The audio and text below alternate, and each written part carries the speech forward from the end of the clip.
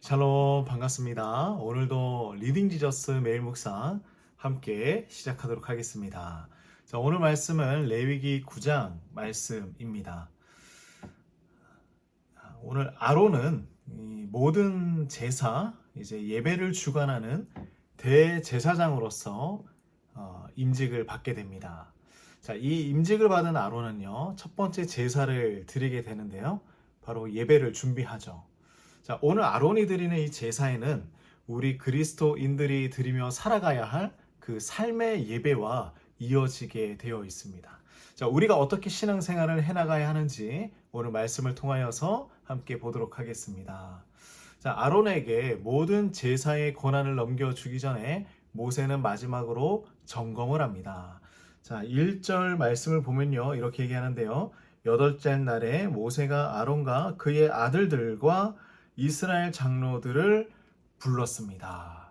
자, 아론 그리고 아론의 아들들 장로들을 불러 모았죠. 그리고 제사에 사용할 흠없는 순양을 준비하게 합니다. 그리고 백성들을 위해서는 속죄 제물로 염소와 송아지, 어린 양을 가져오게 하고 또한 화목제로서 소와 양을 가져와야 하죠. 자, 이렇게 짐승의 수를 한번 세어보니 7마리의 짐승이 되었습니다.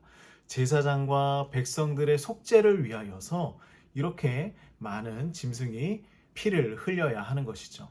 자, 아론의 제사는 또한 순서가 있었어요. 어떻게 순서를 진행하냐면 먼저 속죄제를 드리고 번제, 그 다음에는 화목제, 소제 이렇게 이어지는 거예요. 그래서 우리가 이 제사의 순서를 한번 보면 우리 신앙을 어떻게 이어나가야 하는지, 우리가 하나님께 나아갈 때 어떻게 우리의 신앙을 가지고 나가야 하는지 볼 수 있습니다. 자, 속죄제는요, 우리가 알다시피 죄의 용서죠. 죄를 용서받기 위하여 하나님께 드리는 제사입니다. 자, 번제는요, 어제 말씀처럼 헌신에 대한 스스로의 고백이죠. 또한 화목제는요, 하나님과의 관계, 그리고 소제는요, 하나님 주신 것에 대해서 감사로 드리는 그러한 제사이죠. 자, 이것을 우리의 신앙의 삶에 적용을 해본다면 이렇게 볼 수 있습니다. 자, 우리에게 죄 용서함이 일어나는 것이죠. 구속이 일어났다라고 하죠. 그리고 그 은혜에 감사해서 헌신을 다합니다. 그리고 하나님과 성도들과 교제 가운데 살아가고 또한 섬기며 봉사하며 감사하며 살아가는 것이죠. 자, 이것이 우리가 드리는 삶의 예배입니다. 이 모든 것을 준비하며 이제 회막으로 나아가 하나님 앞에 온 회중이 서게 되었습니다. 그때에 모세는 말을 하는데요. 자, 6절 말씀입니다. 6절 말씀을 보겠습니다. 모세가 이르되 이는 여호와께서 너희에게 하라고 명령하신 것이니 여호와의 영광이 너희에게 나타나리라. 자, 하나님의 영광이 너희에게 나타날 것이다. 자, 하나님께서 너희의 제사 가운데에 임재할 것이다 라고 말씀합니다. 예배 가운데에 하나님께서 임재하실 것이다. 자, 하나님께서 이들의 준비와 예배를 그들의 마음을 받아주신다는 거예요. 아론이 첫 직무를 시작하는 바로 자신을 위하여 제사를 드린 이유가 있었습니다. 자, 여기서 우리가 중요한 사실을 발견할 수 있는데요. 그것은 자신도 죄인이라는 사실을 인정하고 거룩하게 하나님께 나아가기 위해서죠. 이것은 아주 중요한 자세입니다. 목회자들도 이 부분에 있어서는 예외가 없어요. 목회자는 무조건 거룩하다? 아닙니다. 거룩을 위해서 애쓰고 노력하는 사람들이죠. 그래서 나는 완벽하다, 나는 거룩한 목회자다 라고 말하는 사람들은 조심해야 합니다. 이 세상 그 누구도 죄가 없는 사람이 없어요. 그래서 아론도 자신을 먼저 살피고 돌아보고 지금 하나님 앞에 나아가고 있는 것이죠. 그래서 우리가 하나님 앞에서 우리 모두는 어떤 직책이고 직위를 가지고 있다고 할지라도 모두 죄인임을 고백하며 나의 거룩을 위해 힘을 다해야 하는 것입니다. 자, 모세는 아론에게 자신을 위해 백성을 위해 속죄제와 번제를 드리라고 하면서 이렇게 이야기하는데요. 7절 후반에 보면요. 뭐라고 하냐면 여호와의 명령대로 하라라고 이야기하고 있습니다. 여호와의 명령대로 하라. 우리가 주목해 보아야 할 내용이에요. 모세는요, 자신의 이야기를 한 적이 없어요. 자신의 말을 한 적이 없습니다. 오직 하나님의 말씀을 전달하는 도구였을 뿐입니다. 자신의 지혜와 방법이 아니었어요.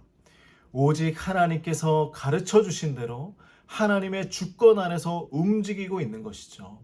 모세는 하나님이 하신 말씀에 좋은 말씀이다. 이 말씀은 우리 상황에 딱 맞다. 이렇게 덧붙이지 않았습니다.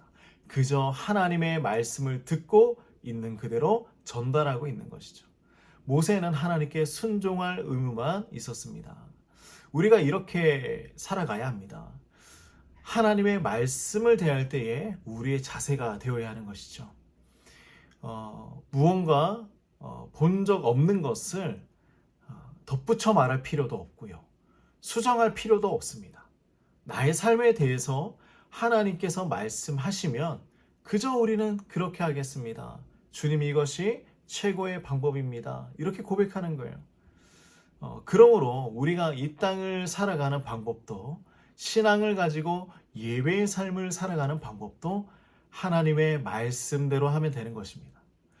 우리가 주님께 나아갈 때 용서를 구하며 속죄제로 나아가고, 또한 속죄받은 우리로서 번제로 주님께 헌신을 다하고, 화목제로 하나님과 성도의 진정한 교제를 누리고, 하나님 주시는 그 축복에 감사를 고백하며 살아가는 삶, 바로 이것이 주님께서 우리에게 주신 가장 행복한 삶이 되는 것입니다.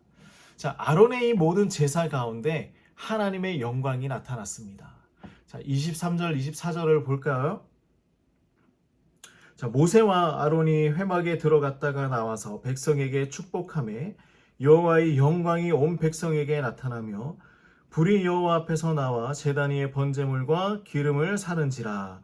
온 백성이 이를 보고 소리 지르며 엎드렸더라. 불이 나와서 제단 위에 모든 것을 태웠습니다. 하나님께서 이 제사를 기쁘게 받으셨다는 것이죠. 하나님의 영광이 나타났을 때 백성들은 그러면 어떻게 했습니까?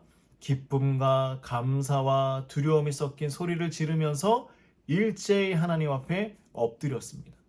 이것이 우리 성도의 진정한 예배의 자세입니다. 성도는 하나님께 나아갈 때 구원에 대한 감사 그리고 기쁨이 충만해야 합니다.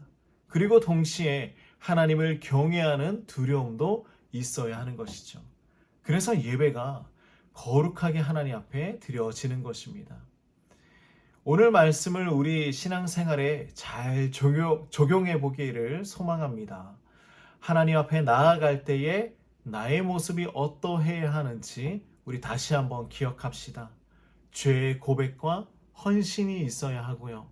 하나님과의 화목과 감사가 있어야 합니다. 이 모든 것들이 우리의 예배이길 소망합니다.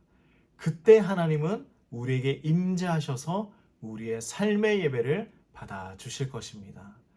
오늘 하루도 하나님 말씀 붙들고 각자의 자리에서 승리하시기를 소망합니다. 기도하겠습니다.